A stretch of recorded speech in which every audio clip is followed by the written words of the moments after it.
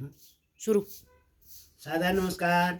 मैं डॉक्टर कीर्ति वल्लभ सक्ता श्री नागार्जुन साहित्यिक एवं आध्यात्मिक पटल से आज के उपनिषद विचार सुनाना चाहता हूँ। आज जो है 7वें ऋचा पर मैंने जो दोहे लिखे हैं उनको सुनाऊंगा। उससे पहले गुरु वंदना करता हूँ। हंसाभ्याम परिवृत्त पत्र कमलैर दिव्ये जगत्कारणैर विश्वोत्कीर्णमनेक देह निलयै स्वच्छन्दमात्मेच्छया तद्योत्तम पदशाम्भवं तु चरणं दीपाङ्कुरग्राहिणं प्रत्यक्षाक्षरविग्रहं गुरुपदं ध्यायेद्विभुं शाश्वतं ध्यायेद्विभुं सा गुरुपदं ध्यायेद्विभुं शाश्वतं। यानी कि आज की जो ऋचा है वह है यस्मिन् सर्वाणि भूतान्यात् मैवा भूत विजानतः तत्र को मोहः का शोक एकत्वमनुपश्यतः एकत्वमनुपश्यतः। यानी इससे पहले यह बताया था कि जो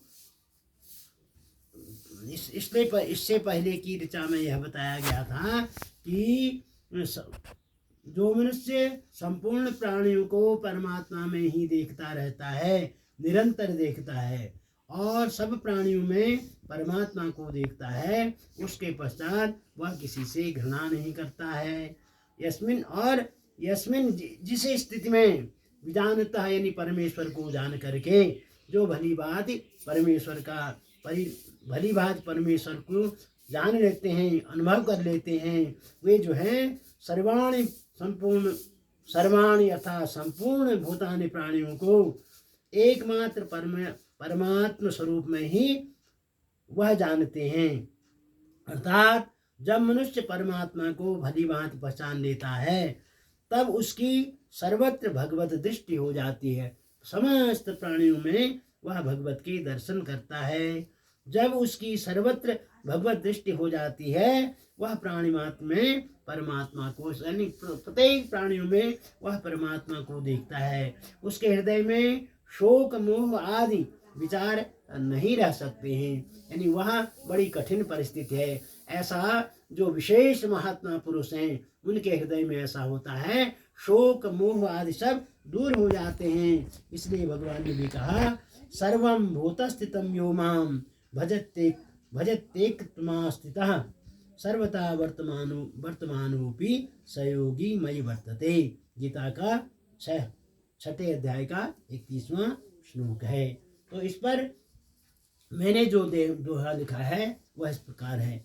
जाना जिसने ब्रह्म को देखा हृदय विचार, यानी जिसने ब्रह्म को जान लिया है, जिसकी समस्त प्राणियों में ब्रह्मवत दृष्टि हो गई है।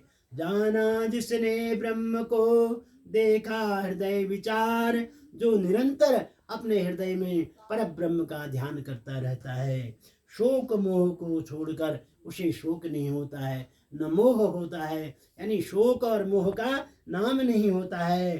शोक मोह को छोड़कर हो जाता भव पार। वही जो समस्त प्राणियों में परमात्मा को देखता है वही इस भवसागर से पार होता है। आनंदित रहता वही जिसके हृदय भगवान, परमेश्वर के ध्यान से वह होता बलवान। और आनंद यानी हम पृथ्वी में आनंद ढूंढते हैं, सुख धन में आनंद को ढूंढते हैं और वैभव में आनंद को देखते हैं, ऐश्वर्य में आनंद को देखते हैं और कोई अन्य पदार्थों में आनंद को देखते हैं। वह आनंद नाम की कोई चीज नहीं है। आनंद क्या है? वह परमात्मा का ध्यान जिसको हो जाता है, परमात्मा जिसके हृदय में बैठ जाता है, आनंदित रहता वही जिसके हृदय भगवान, जिसके हृदय में भगवान समाहित हो जाते हैं। वह परमात्मा के ध्यान में जो निरंतर डूबा रहता है वही सबसे बलवान भी होता है और वही जो है हमेशा आनंद का अनुभव करता है। इसके साथ आज का दोहा विचार, आज का उपनिषद विचार को विराम देता हूँ। सर्वे भवन्तु सुखिनः, सर्वे सन्तु निरामयाः, सर्वे भद्राणि पश्यन्तु, मा कश्चित् दुःखभाग् भवेत्।